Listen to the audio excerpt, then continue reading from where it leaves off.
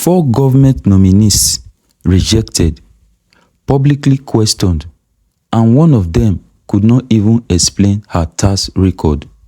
This happened inside the Rivers State House of Assembly.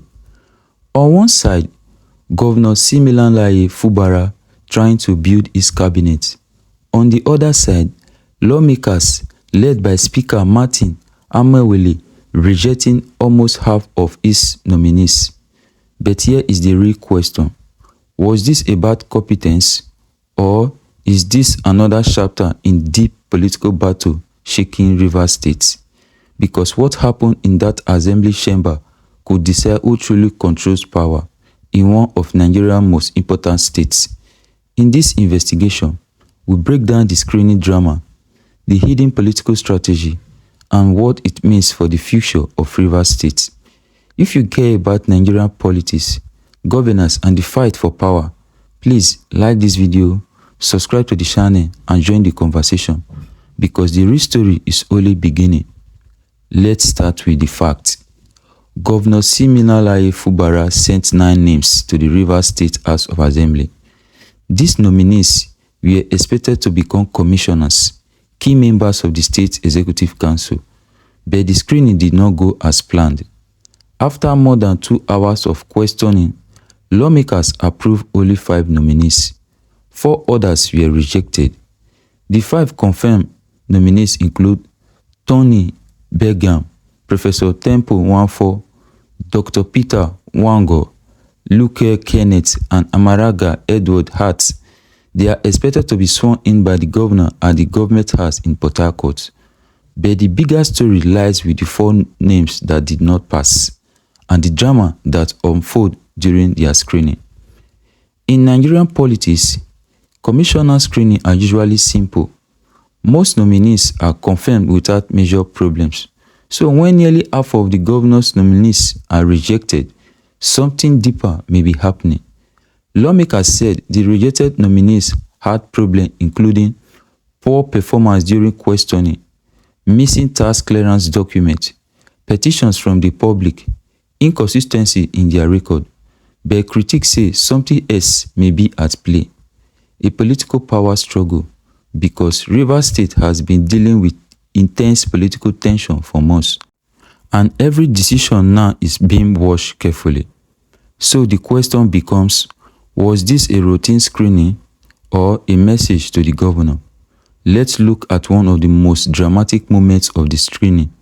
One nominee, Charity Dimois, faced tough questions about her tax clearance record. Lawmakers noticed that her tax payment document had not been updated since 2018. When asked why, she explained that she is a politician and does not have a formal job. Speaker Martin Amewele immediately challenged that explanation. He asked a direct question. If she had no income for years, how did she survive? And if she previously had public position, why were taxes not paid? The exchange quickly became tense. Eventually, the nominee apologized, but the moment had already raised serious concern, and that was not the only dramatic moment. Another nominee was asked to recite the second stanza of the Nigerian national anthem. He could only remember the first. For many viewers, the question became symbolic. Were lawmakers testing competence or creating political embarrassment?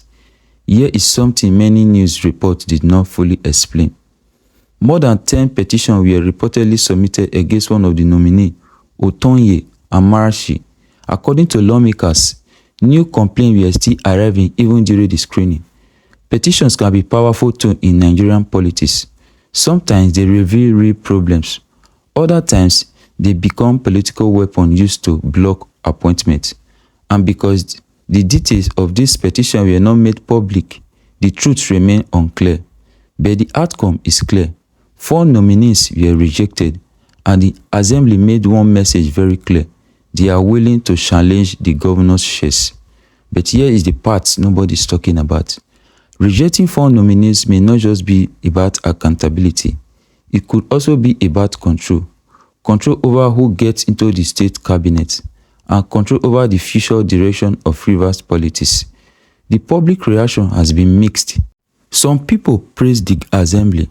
They say lawmakers were simply doing their job, asking tough questions and protecting public interests. Others strongly disagree. They believe the screening process was too aggressive and that it may have been influenced by political rivalries. This debate highlights a bigger issue in Nigerian democracy. Should legislatures simply approve government nominees, or should they challenge them more aggressively? In Rivers State, that question is now at the center of political discussion. What happened in Rivers State could have national implications because commissioner appointments are critical to governance. These officials control key ministries such as health, education, infrastructure, and economic development. If political battle delay these appointments, government work slows down and citizens may feel the impact. There is also another risk.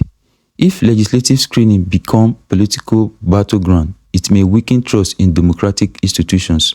People may start to see the process as political theater rather than serious governance, and that could damage public confidence. For now, Governor Siminalayi Fubara is moving forward. He plans to swear in the 5 approved commissioners, but 4 positions remain open, and the governor may soon submit new names. When that happens, another screening battle could begin, and depending on how it unfolds, it may reveal something deeper, whether cooperation between the executive and the assembly is possible, or whether Rivers politics will remain locked in confrontation. So here is the bigger question. Was the River Assembly protecting public interests or sending a political message to the governor? Because in Nigerian politics, power is really just about appointment. It is about who controls the system. And sometimes, the real battles happen far away from public view. What do you think? Was the assembly right to reject the nominees, or was this political drama? Drop your thought in the comments, and if you want more investigation into Nigerian politics, power struggles and governance, please subscribe to this channel, like this video and turn on notification because the next political story might be even bigger.